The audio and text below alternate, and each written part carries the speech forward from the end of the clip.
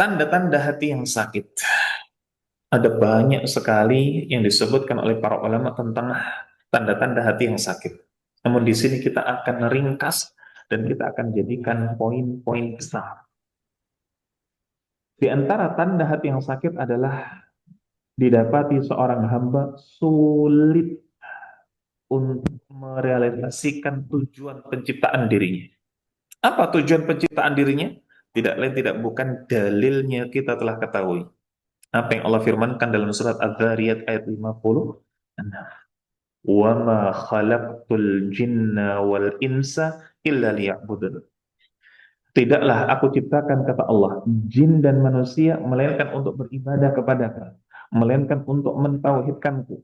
Kalau kemudian tujuannya dari penciptaan kita adalah untuk mentauhidkan Allah, maka berarti kita harus mengenal Allah, kita harus mencintai Allah, kita harus paham tentang hukum-hukum Allah.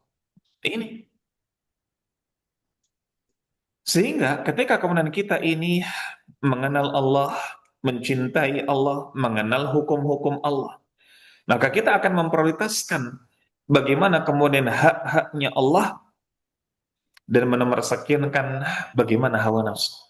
Akhirnya hamba yang sakit hatinya lebih mendahulukan syahwat, lebih betah dalam bermaksiat daripada taat. Sementara hamba yang kemudian di sana sehat, tentu saja ia akan lebih betah untuk melakukan ketaatan dibanding kemudian tenggelam dalam maksiat. Allah Subhanahu wa taala menjelaskan kepada kita semua di dalam surat Al-Furqan ayat 43. Allah mengatakan, ara'aita man ittakhadha ilahahu hawahu. Terangkan kepadaku tentang orang-orang yang menjadikan hawa nafsunya sebagai ilah, hawa nafsunya sebagai Tuhan. Apakah engkau dapat menjadi pemelihara atasnya? Apakah engkau bisa menjadi pelindung baginya? Para ulama ketika menjelaskan tentang surat Al-Furqan ayat 43 ini dikaitkan dengan bagaimana firman Allah dalam surat Muhammad ayat 12. Para ulama mengatakan huwallazi kullama kana huwa syai'an raqibahu fayahya fi hadhil hayatid dunya hayatul bahaim la ya'rif rabbahu azza wa jal wa la ya'budahu bi amrihi wa nahyihi.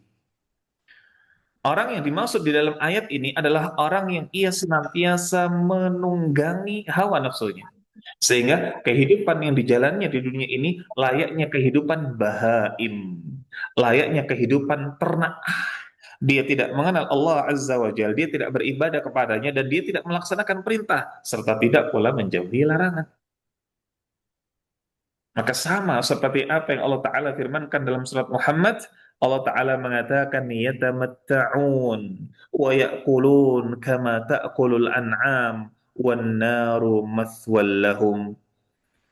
Orang-orang kafir itu mereka akan bersenang-senang saja di dunia. Mereka makan, mereka melakukan aktivitas layaknya kemudian makannya binatang, layaknya aktivitas binatang. Dan jahanam adalah mathwal lahum, dan neraka adalah tempat tinggal mereka. Nah, ikhwatal iman, ahbakumullah. Para jamaah sekalian, saudara-saudariku yang mencintai sunnah dan dicintai oleh Allah Azza wa Jalla. Termasuk bagaimana tanda-tanda di antara hati yang sakit ketika dia sulit untuk merealisasikan tujuan dari penciptaan dirinya. Dia lebih kemudian menunggangi hawa nafsu. Akhirnya apa? Akhirnya ketika dia sudah tenggelam dalam maksiat, ia pun tidak takut berbuat dosa. Namanya saja sudah menunggangi hawa nafsu. Maka ia akan jadikan bagaimana hawa nafsunya Tuhan.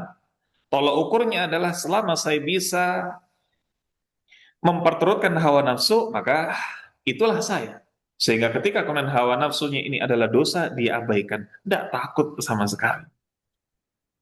Dan subhanallah, kalau sudah seseorang ini, dia tidak lagi kemudian punya tolok ukur kebaikan, tidak punya lagi tolok ukur dosa, kacau. Padahal Nabi Shallallahu Alaihi Wasallam sudah memberikan kepada kita rule dalam sebuah hadis dari Nawas ibnu Sam'an radhiyallahu anhu. Beliau pernah mengatakan, "Sa'altu Rasulullah, aku pernah bertanya kepada Rasulullah sallallahu alaihi wasallam tentang bagaimana albir dan tentang bagaimana al-itsm, tentang bagaimana tolak ukur kebaikan dan tentang bagaimana tolak ukur keburukan." Faqal, maka Nabi sallallahu alaihi wasallam mengatakan, "Albir husnul khuluq." Yang namanya kebaikan itu adalah akhlak mulia. Wal ithm ma haka fi sadrika wa karihta ayyattali'a alaihin nas.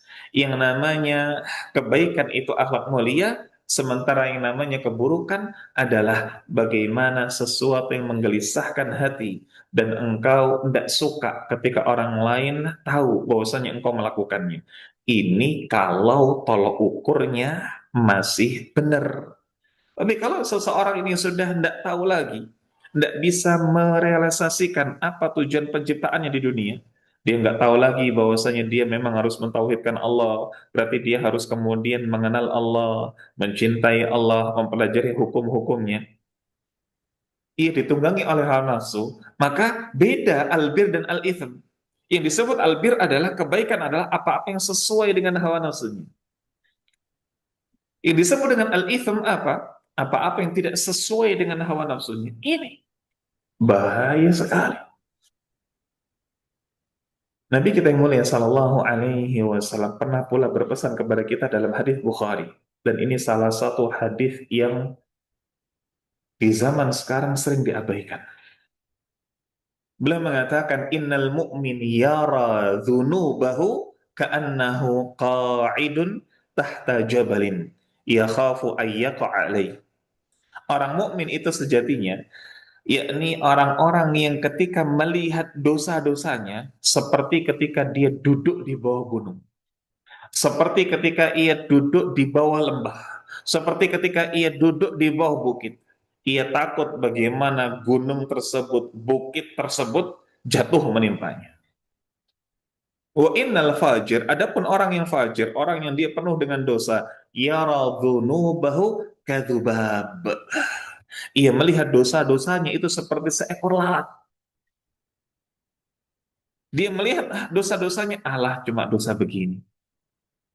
Subhanallah. Maka kalau sudah seperti ini, maka ini adalah pertanda yang nyata bahwa hatinya sedang sakit. Hatinya sedang sakit. Nah, ikhwatal iman, ahbakumullah. Para jamaah sekalian, saudara-saudariku yang mencintai sunnah dan dicintai oleh Allah Azza wa Jalla.